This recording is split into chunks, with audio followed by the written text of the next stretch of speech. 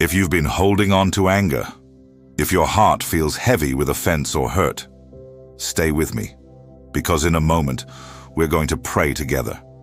And this verse will open the door to healing and peace.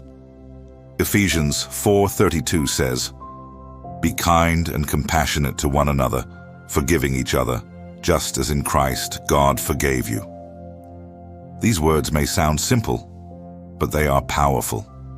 They go straight to the heart of what it means to walk with God, not just receiving forgiveness, but becoming a vessel for it. Unforgiveness is a heavy burden that weighs down your soul.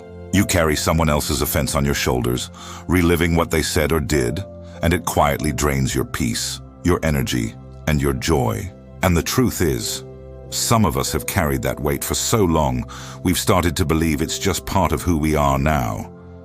But this verse, Ephesians 4:32, invites us to a different path, a lighter one, a free one.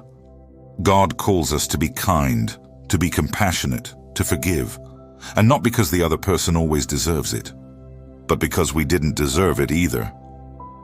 Just as in Christ, God forgave you. That's the gospel in one sentence. We forgive because we've been forgiven. We show grace because grace is what saved us. Forgiveness doesn't always mean reconciliation. It doesn't ignore boundaries or pretend the hurt didn't happen.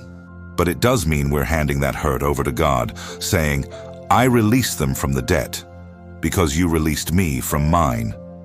And maybe this morning, God is calling you to do that, to finally let go of something you've been holding. Maybe it was something someone said, something that happened years ago, a betrayal, a disappointment, a wound that never fully healed. Or maybe it's closer than that.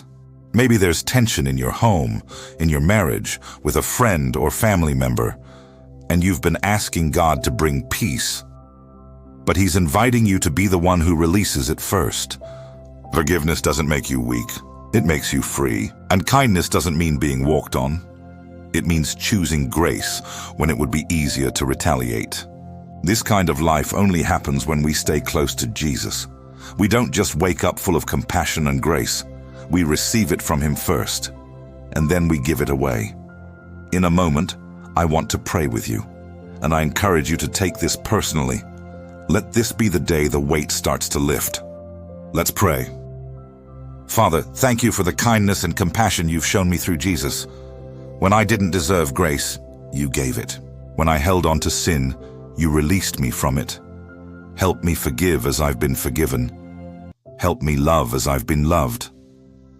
Lord, you see the places in my heart where I've been holding on to anger, hurt, or bitterness.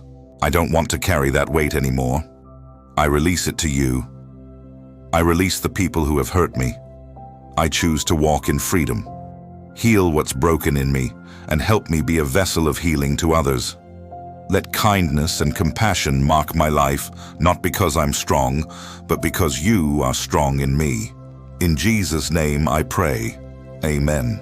If this prayer encouraged you today, I invite you to subscribe and join me again as we continue to walk through God's promises together. And if you're comfortable, feel free to leave your prayer requests in the comments below.